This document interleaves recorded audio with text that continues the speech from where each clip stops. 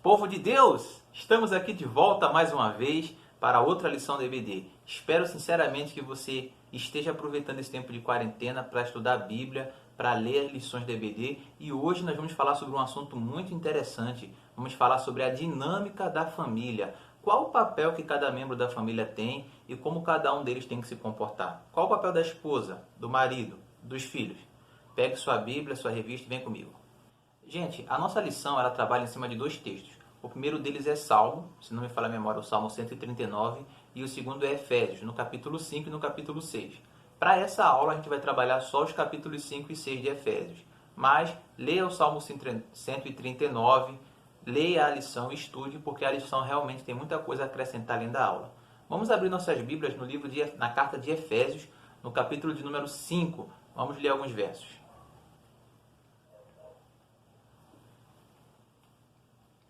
Efésios capítulo 5, verso 22, 23, 24 e 25 diz assim: As mulheres sejam submissas ao seu próprio marido, como ao Senhor, porque o marido é o cabeça da mulher, como também Cristo é o cabeça da igreja, sendo esse mesmo o Salvador do corpo.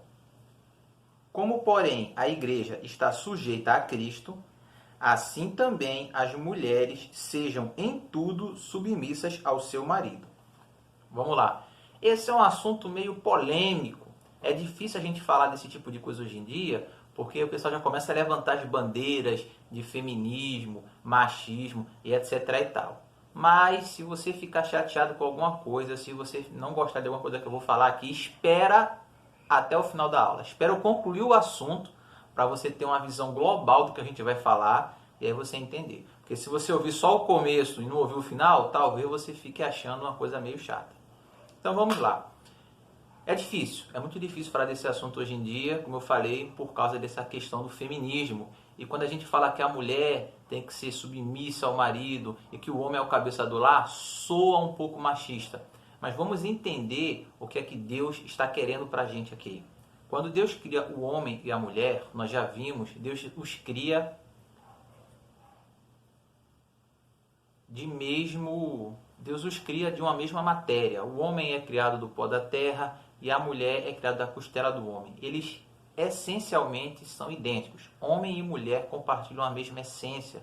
Os dois são a imagem e semelhança de Deus. Eles têm capacidade semelhante, eles têm um potencial inato semelhante, tá? Nenhum dos dois é melhor do que o outro. Mas o fato de homem e mulher serem semelhantes não implica que Deus deu a eles a mesma função. Homens e mulheres têm funções diferentes, porque embora eles sejam semelhantes em essência, eles não são semelhantes, por exemplo, na capacidade de gerar filhos. Só a mulher consegue gerar uma vida. Claro que ela precisa do papel do homem. Não dá para a mulher engravidar sem um homem. Ela precisa de um homem ali para engravidar. Mas gerar uma criança no ventre é algo que Deus deu às mulheres. Não deu aos homens. Então, cada um tem uma função. E dentro da família, dentro da organização da família, Deus elege o homem para que seja o líder da família. Isso não quer dizer que o homem ele é mais importante do que a mulher. Isso não quer dizer que o homem é mais inteligente do que a mulher, que é mais forte do que a mulher, que é mais hábil para a mulher. Não, mas toda a organização ela precisa necessariamente de uma liderança. Sempre quando nós nos reunimos em um grupo, a gente precisa ter uma liderança. Se você parar para pensar um pouquinho e lembrar da sua infância, quando você ia na rua correr, brincar com seus amigos, você vai lembrar que na hora das brincadeiras sempre tinha algum menino, alguma menina, alguma criança lá que era aquele que tinha umas ideias e falava, vamos fazer assim. E ele começava a organizar as brincadeiras e todo mundo seguia aquela organização dele. Aquela pessoa estava sendo o líder naquele momento. Ele teve uma ideia, todo mundo seguiu a ideia dele. Vamos brincar de pique-pega? Vamos, tá com fulano, a gente vai correr até aqui. Ele dava as instruções e todo mundo seguia. Depois outra pessoa se levantava e já tínhamos um novo líder. Vamos brincar agora de esconde-esconde. Eu vou contar, mas olha, não vale se esconder no mato não, porque no mato tem cobra. Não, tudo bem. O que é isso? É uma liderança. A liderança ela é natural dos seres humanos. Nós naturalmente nos organizamos e buscamos uma liderança. E Deus institui o homem como liderança da família. Agora nós temos que tomar muito cuidado com essa liderança masculina, entendeu? Porque a Bíblia fala que as mulheres devem ser submissas aos seus próprios maridos. A gente não pode confundir submissão com subserviência, por exemplo. Aqui não está dizendo que o marido tem que ser um déspota em casa e que tudo que o marido mandar, a esposa tem que obedecer. Não imagine aqui aquele homem, senhor de engenho, sentado. Mulher, vai buscar meu café. E a mulher, sim, meu marido, eu vou buscar meu café porque eu tenho que ser submissa. Não é isso, tá? É você obedecer. É você obedecer no sentido de entender, de respeitar que a liderança do lar é do marido. E ele dá um exemplo aqui, olha, como a igreja está sujeita a Cristo, porque quem é o chefe da igreja? Não vai falar o pastor, pelo amor de Deus. O chefe da igreja é quem? É Jesus. Da mesma forma que Jesus é o chefe da igreja, assim também as mulheres sejam em tudo submissas ao seu marido. Da mesma forma que Jesus é o chefe da igreja, o marido é o chefe do lar. O homem é o chefe do lar. Agora pensa bem, como é que Jesus toma conta da igreja? Jesus ele fica obrigando a gente a fazer o que a gente não quer? Nunca vi Jesus obrigar ninguém a fazer nada. Jesus nos respeita. Jesus, ele nos ouve. Lembra lá do exemplo da destruição de Sodoma e Gomorra? Quando Deus avisa para Abraão que ele vai destruir Sodoma e Gomorra. O que é que Abraão faz? Abraão começa a barganhar com Deus. Poxa, Senhor, você vai destruir, mas se tiver algum justo, você vai destruir? Não destrói não. Ele vai barganhando. Tem um episódio na Bíblia também, onde Deus ele manda o profeta Ezequiel fazer fogo com fezes e fazer cozinhar uma coisa ali, porque era uma profecia e tal. E Ezequiel fala, mas com fezes, Senhor? Não, isso é nojento, troca isso aí. E aí Deus fala, tudo bem, não vai precisar usar fezes não, vamos usar esterco de animal, não precisa usar fezes humanas não. Então a gente vê que Deus não é assim esse pão, queijo, queijo. Deus ele está aberto à conversa, Deus ali interage com o ser humano. Deus não é um déspota, como algumas pessoas pensam.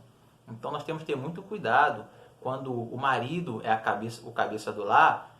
Temos que ter muito cuidado com essa frase, porque isso não abre margem para um machismo, não abre margem para um domínio um domínio Como é que é a palavra, Hannah? Exacerbado. Um domínio exagerado. Não abre margem para um domínio exagerado. Por outro lado, a mulher precisa entender, ela precisa reconhecer que o líder é o homem. Não adianta bater, espernear. Isso é machismo. Gente, isso não é machismo. Tá? Isso não é machismo. Machismo é outra coisa. Machismo é o homem se achar superior que a mulher. Machismo é o homem tolher a mulher. Não deixar a mulher se desenvolver. Querer cortar a mulher. Querer deixar a mulher ser inferior àquilo que ela poderia ser. Ser a liderança dentro de casa não é machismo. Isso é bíblico. A Bíblia diz que o homem é o cabeça do lar. Mas vamos ver agora o que é que a Bíblia fala do homem. E você, mulher, você vai ver que, sinceramente, a sua situação é bem melhor. Vamos ler agora o verso 25. Maridos, amai vossas mulheres, como também Cristo amou a igreja e a si mesmo se entregou por ela, para que a santificasse, tendo-a purificado por meio da lavagem da água pela palavra. E aí ele continua falando. Então, ele fala assim para a mulher. Mulher, o marido é o cabeça do lar. Da mesma forma que Cristo é o cabeça da igreja, o marido é o cabeça do lar. Marido, você é o cabeça do lar, mas você precisa tratar sua esposa do mesmo jeito que Cristo tratou a igreja. E como é que Cristo tratou a igreja? Cristo deu a vida dele em prol da igreja. Então, qual o papel do marido no lar? Ele tem que tratar a esposa dele da mesma forma que Jesus nos trata. Se for necessário, ele tem que dar a vida pela esposa. O que foi que Jesus fez com os discípulos? Ele lavou os pés. Jesus, ele foi humilde. Ele serviu. Jesus trabalhou em prol dos discípulos. Deu a vida em prol da igreja. E dessa mesma maneira, o marido tem que agir. O marido tem que amar a sua esposa. Interessante que a Bíblia não fala que a esposa tem que amar o marido. A gente sabe que tem que ter amor. Mas ela lembra, marido, você tem que amar. Talvez Deus soubesse, eu não preciso mandar as mulheres amarem, porque elas vão amar mesmo. Mas os homens, esses caras são complicados. Mas ele fala aqui, o marido tem que amar a igreja como Cristo. O marido tem que amar a esposa como Cristo amou a igreja. Se for necessário, ele tem que dar vida pela sua esposa. ele tem que ser humilde, ele tem que servir a esposa, da mesma forma que Cristo serviu a igreja. Percebem que o fato do marido ser a liderança, o fato dele ser a cabeça, isso não coloca ele numa posição mais confortável, porque ao mesmo tempo que ele é a liderança, ele precisa servir, ao mesmo tempo que ele é o chefe, na verdade, ele é o servo. Vocês conseguem perceber ali a mecânica que a Bíblia trabalha? Quem é o cabeça do lar? É o homem. O homem é o cabeça do lar. O homem é como se fosse Cristo e a esposa é como se fosse a igreja.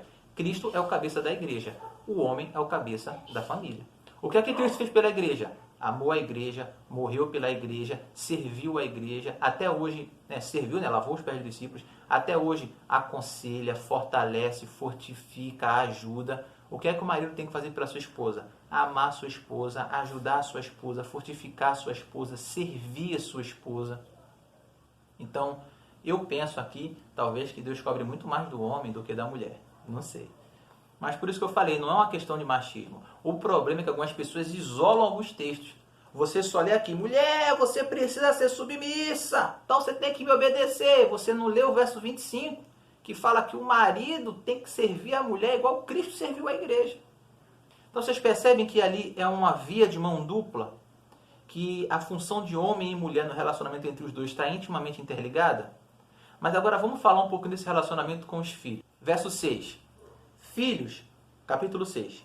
Filhos, obedecei a vossos pais no Senhor, pois isso é justo.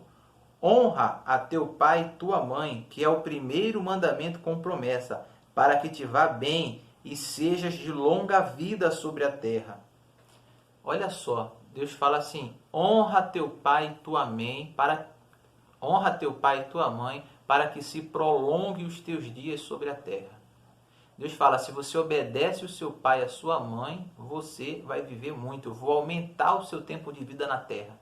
E olha uma coisa interessante. Quando a gente lê lá em Êxodo, no capítulo 20, os 10 mandamentos, quando a gente lê esse mandamento, honra teu pai e tua mãe, a forma que esse honra está escrito em hebraico é uma forma intensiva. No hebraico tem isso. Por exemplo, você pode falar correr, e você pode escrever correr de um modo intensivo. Quer dizer, não é apenas correr, é correr muito, sabe? É você se acabar de correr, é correr de uma maneira intensa. E quando está escrito honra teu pai e tua mãe, está escrito ali no modo intensivo. Então Deus está falando assim, filho, honre o seu pai e sua mãe, mas honre intensamente, honre profundamente. Você deve honrar o pai e mãe com todas as suas forças. Honrar pai e mãe é muito mais do que falar, tá bom, mãe, eu vou lavar o prato. Não é isso. Honrar o pai e a mãe é você respeitar os seus pais. É você obedecê-los, mas aqui dentro.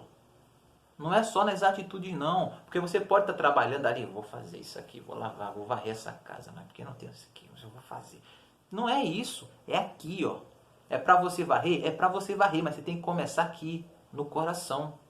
Honrar pai e mãe é algo muito forte. É algo muito sério, é o mandamento que tem promessa. Ele fala, olha, honra pai e mãe para que os seus dias na terra se prolonguem. Você quer prolongar a sua vida, meu filho? Honre seu pai e sua mãe, mas não honre pouco não. Honre muito, honre de forma intensiva, como está escrito na Bíblia, como eu falei lá no hebraico. Honre com todas as suas forças. Existem alguns exemplos na Bíblia sobre filhos que honraram pai e mãe. A gente não vai entrar nesse momento agora, nesses exemplos. Alguns já foram até falhados na igreja. Tem um exemplo clássico lá dos filhos de Jonadab, a família dos Recabitas lá em Jeremias, que é um exemplo que o pastor já citou várias vezes na igreja. Mas fica aí, filho. Honre pai e mãe. E qual é o relacionamento dos pais para com os filhos? Está no verso seguinte. E vós, pais, não provoqueis a vossos filhos a ira, mas criai-os na disciplina e na admoestação do Senhor. Por sua vez, também não é para o pai abusar. Poxa, pai, não vai provocar ira no seu filho. Porque tem pai também que cutuca, tem pai que mãe que quer perturbar. Não é para ser assim, entendeu? Não é para o pai provocar ira no seu filho. Ah, Adriel, quer dizer que se meu pai estiver provocando a minha ira, eu estou desobrigado de honrar? Não, nada disso. Você faz a sua parte. Honre seu pai e sua mãe. Seu pai e sua mãe estão provocando a sua ira, se você não concorda com o que seu pai e sua mãe estão fazendo, você tem uma ferramenta poderosíssima que pode mudar essa situação. O nome dela é oração. Vá para o seu quarto, dobre os joelhos, coloque a vida do seu pai e da sua mãe em oração e fale com Deus. Bem, pessoal, estamos encerrando a nossa teleaula. Me senti agora no Telecurso 2000. Estamos encerrando a nossa aula de hoje, pessoal. Eu sei que as aulas assim são corridas, mas nós ainda vamos ter nossa correção na quarta-feira e nosso podcast especial na quinta. Então não esqueça de fazer o questionário, o link está na descrição do vídeo, bater a foto e enviar para mim até terça-feira, hein? Quarta-feira, 11 horas da manhã, sai o nosso podcast de correção e quinta-feira sai o nosso podcast de curiosidade e entretenimento bíblico. Essa quinta-feira vai ser um episódio muito especial. Nós vamos falar sobre o período interbíblico. Esse episódio está muito bom e eu recomendo que você não perca.